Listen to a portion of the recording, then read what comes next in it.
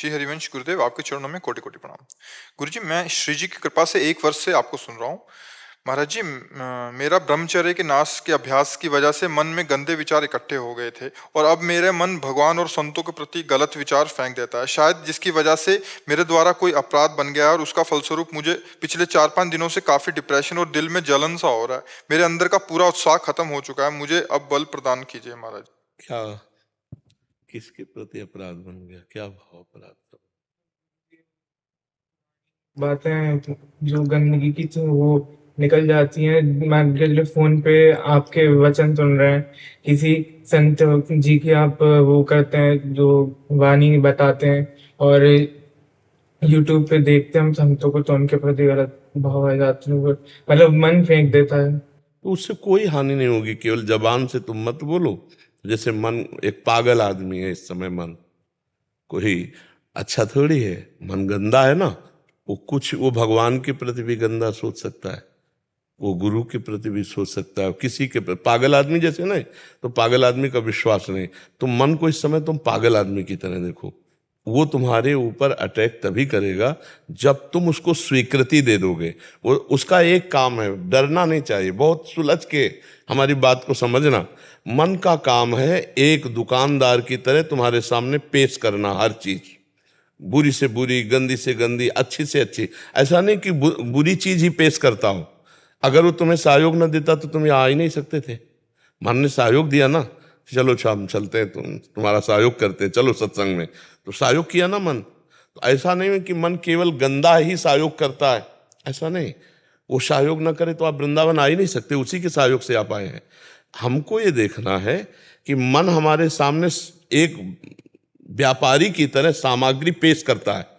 देखो तुम इसे भोगोगे सुखी हो जाओगे, देखो ऐसा है, देखो ना तुम वो बहुत गंदा है, देखो शायद वो ऐसा करता होगा, शायद वो उसका काम है पेशगी करना, और आपका काम है रिजेक्ट करना। नहीं नहीं नहीं नहीं, आप सुन, नहीं, राधा राधा राधा राधा, ठीक हो जाएगा। उसकी गंदगी का प्रभाव आप पर तब पड़ेगा जब आप स्वीकार कर लेंगे। आप स्वीकार नहीं करेंगे तो कोई प्रभाव नहीं पड़ेगा और वो साफ होता चला जाएगा। तो आप डिप्रेशन में क्यों पहुंच रहे हैं? क्या परेशानी?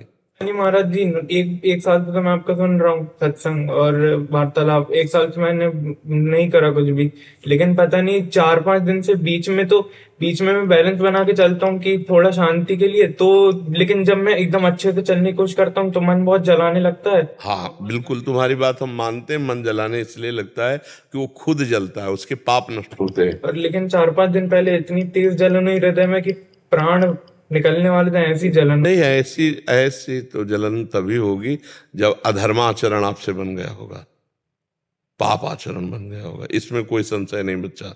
जब तक पाप आचरण नहीं बनेगा तब तक ऐसी, क्योंकि तुम पवित्र हृदय के हो ना, भगवान नाम जपते हो, भगवत मार्ग में चलना चाहते हो। गंदे बच्चे होते तो बिल्कुल जलन ना होती। अच्छे बच्चे हो तो तुम्हारे द्वारा कोई गलती हुई, आप उसे जानते हैं, आप जानते हैं। मतलब मेरे को लग रहा है कि नहीं, लग नहीं रहा है। जो हमारे अंदर गलती है उसे हमें पकड़नी चाहिए और उसे पुनरावृत्ति ना करना। ठीक है, देखो ना, आज से तुम्हें अच्छा लगेगा। अभी स्वीकार करो, हमारी बात को स्वीकार। देखो ये सब स्वीकृति से होता है। तुम हृदय नहीं हो, तुम भगवान के स्वरूप हो। तुमने इसमें अपनापन कर लिया है, अपनापन करने के कारण तुम जल रहे हो। अभी राधा राधा राधा राधा, और जब हमने कह दिया सब क्लियर, अब तुम्हें जलना नहीं है। ठीक, मान लो जैसे हमसे गलती हो गई और हम तुमसे कह रहे हैं कि जाओ, अब कोई गलती नहीं, आगे से गलती मत करना। तो संत और भगवान, इनका कनेक्शन है। भगवान अपना ही वचन विसार सकते हैं लेकिन अपने संत के नहीं। अपनो परण विसार भगत को पूरो परण निभाऊं। तो जैसे हम तुमसे कह देंगे अच्छा यार जाओ सब माफ, तो पक्का समझो तुम्हें कोई दंड नहीं भोगना पड़ेगा, सब माफ हो जाएगा।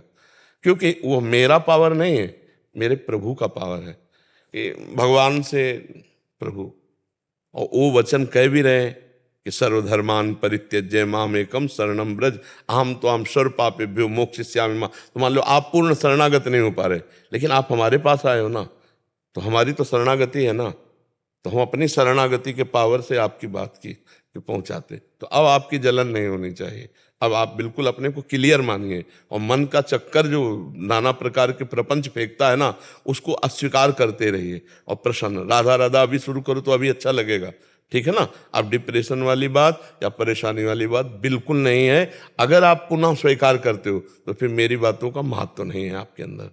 अगर महत्व मानते हो तो अभी आपका हृदय शीतल हो जाएगा। बिल्कुल मत जलिएगा, आप समझ रहे हो। चाहे जितना बड़ा अपराध बन जाए, है तो हम बच्चे ही ना, प्रभु के बच्चे हैं। तो ऐसा थोड़ी कि हमको मतलब दंड ही मिलेगा, नहीं। कुछ ऐसी बातें होती हैं जिनका मतलब माफ करना बिल्कुल जरूरी होता है, और कुछ ऐसा होता है जिसमें दंड देना ही जरूरी होता है। बच्चे हो, छोटी मोटी गलती, छोटी मोटी वासना के खेल, छोटे मोटे, राधा राधा राधा, आगे सुधार करो, ठीक है। फिर कभी तुम्हें अगर मन अगर परेशान करे, फिर आप आ जाना हमारे पास, बिल्कुल आनंदित। पर हमारी बात पर विश्वास रखना, और हम कह देना तुमसे तो फिर आप निश्चिंत रहना, उस बात को समझा करो।